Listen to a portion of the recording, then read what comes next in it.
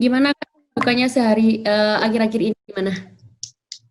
Kesibukannya di rumah aja sih sebenarnya, nggak kemana-mana. Cuman tanggungan proker-proker di organisasi kan harus dipikirin kan jalan keluarnya. Kalau misalkan nggak bisa offline, harus online gitu sih yang kesibukannya masih rapat sana sini buat Tetap rapat ya Kak ya? gen-gen. Iya. Iya. Baik Kak, jadi tema kita pada hari ini itu secara umum nih ya, tema kita itu tentang kuliah daring.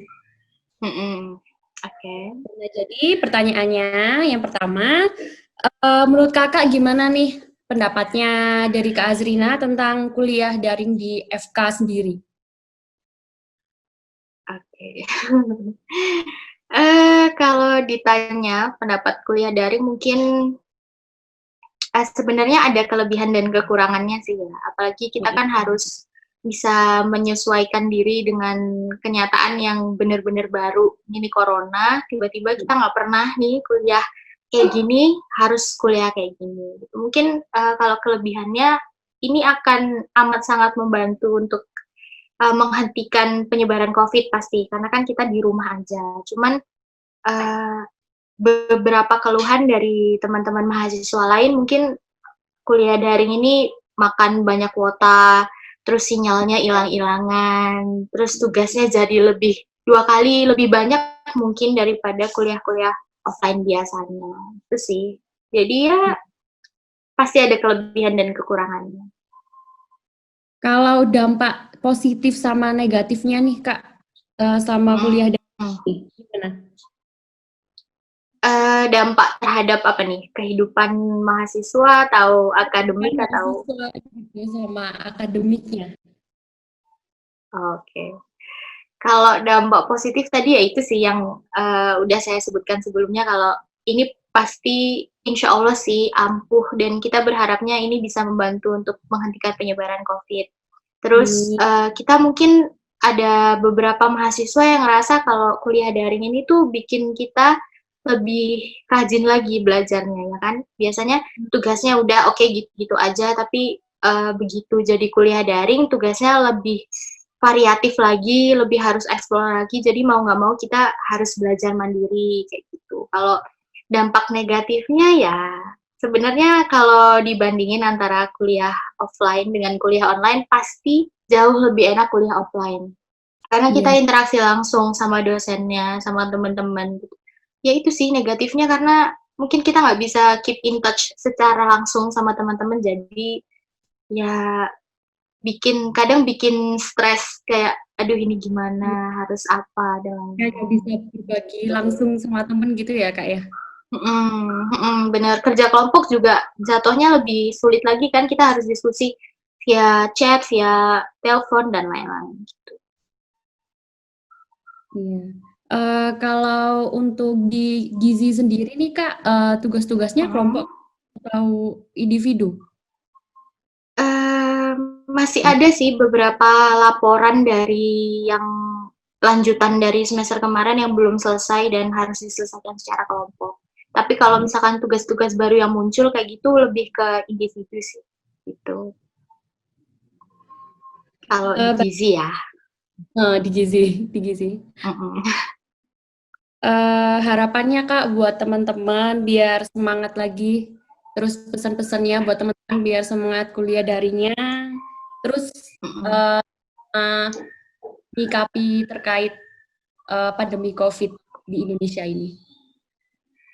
Oke, mungkin pesan-pesan dulu kali ya.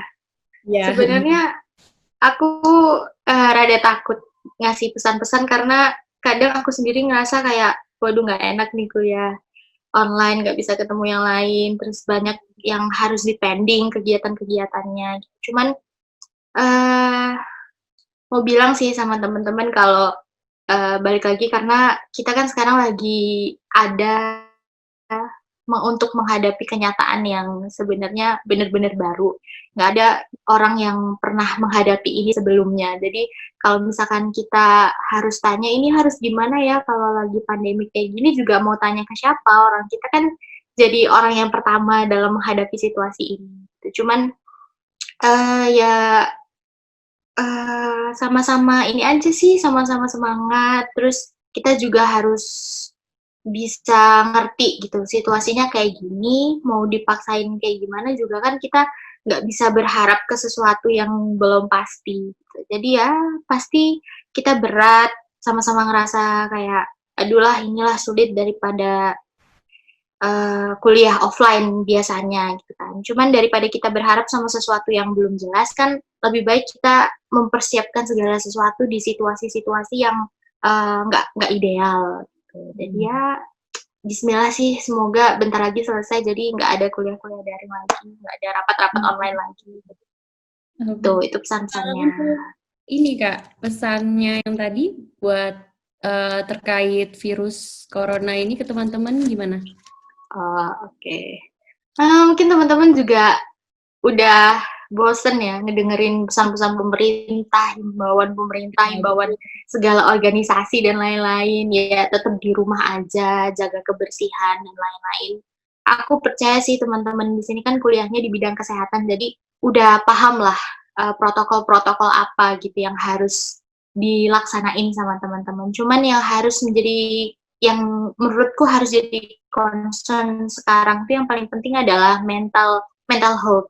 Karena kan, di masa-masa kayak gini kan kita nggak bisa, apa ya, hidup dengan tenang, maksudnya kita dikejar deadline, kita dikejar harus merubah semua mekanisme yang bahkan kita udah rancang serapi mungkin, terus berantakan dalam waktu yang sebentar, itu buat kadang teman-teman mahasiswa ngerasa pusing dan ujung-ujungnya kalau misalkan kita nggak bisa mengendalikan dengan baik, itu tuh jadinya, mental kita kayak rada terganggu, bukan terganggu maksudnya, rada susah lah ya untuk aplikasi, kita jadi shock, ujung-ujungnya males dan lain-lain gitu. Jadi ya tetap jaga mental health sih menurutku, selain harus jaga protokol-protokol yang udah jadi himbauan pemerintah selama ini, kita sebagai mahasiswa harus tetap bisa, menjaga mental health biar kita tetap stabil lah.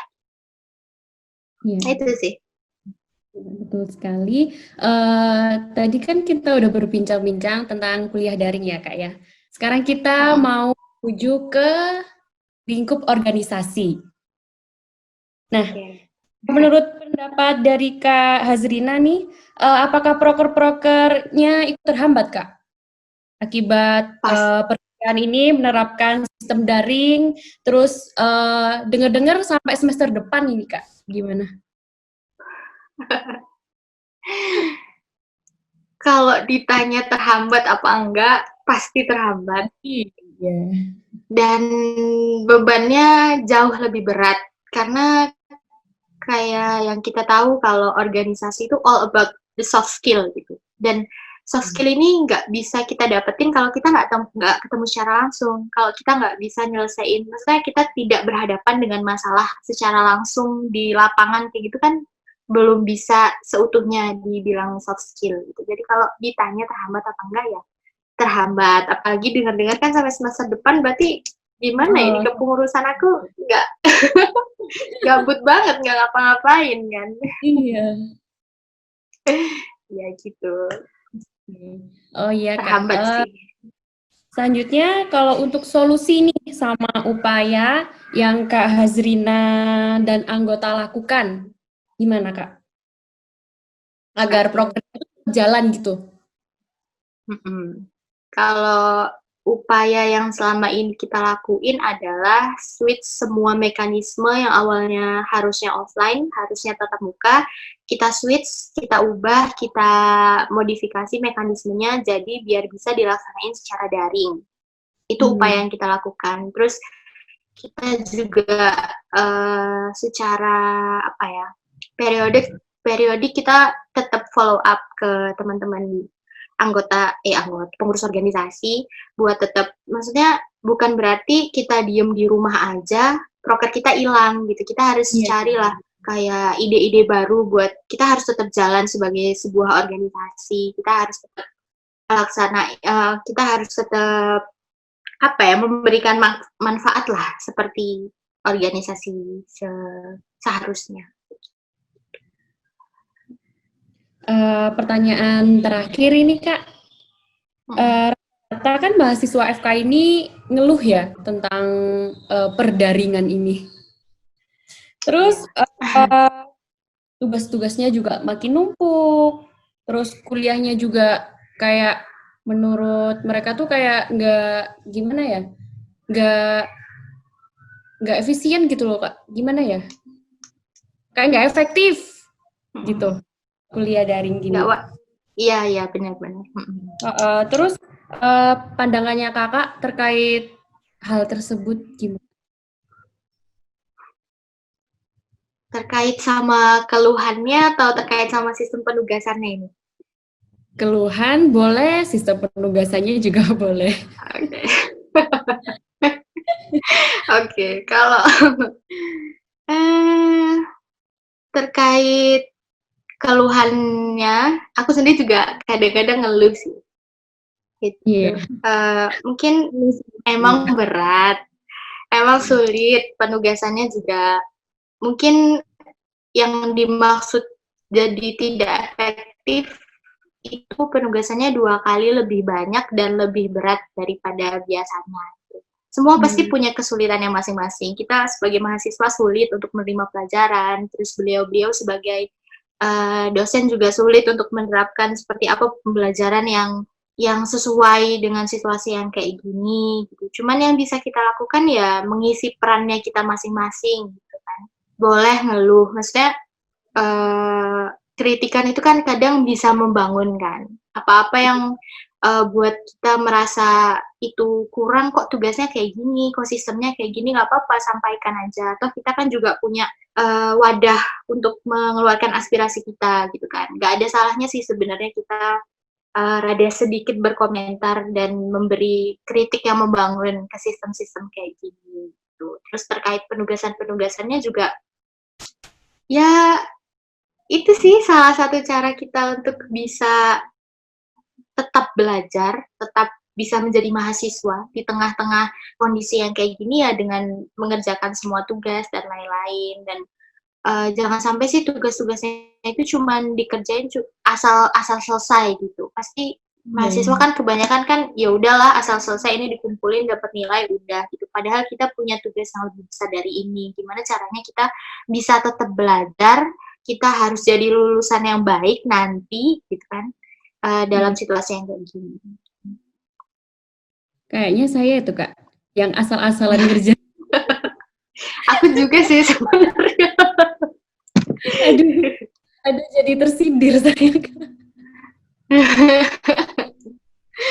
Ya. Kak Zrina puasa hari ini? Puasa, alhamdulillah, insya Allah. Sudah masak Kak? Hah? Udah. Alhamdulillah. Ya, baik Kak Azrina, terima kasih sudah menyempatkan waktu. Sama-sama, terima kasih Agnes. Terima kasih LPM. Mengganggu waktunya loh. Enggak, santai, enggak ngapa-ngapain. Siap buat buka. Masih ada waktu. Terima kasih ya Kak Azrina ya atas waktunya. Oke deh. Iya, makasih ya, makasih. Ya, waalaikumsalam.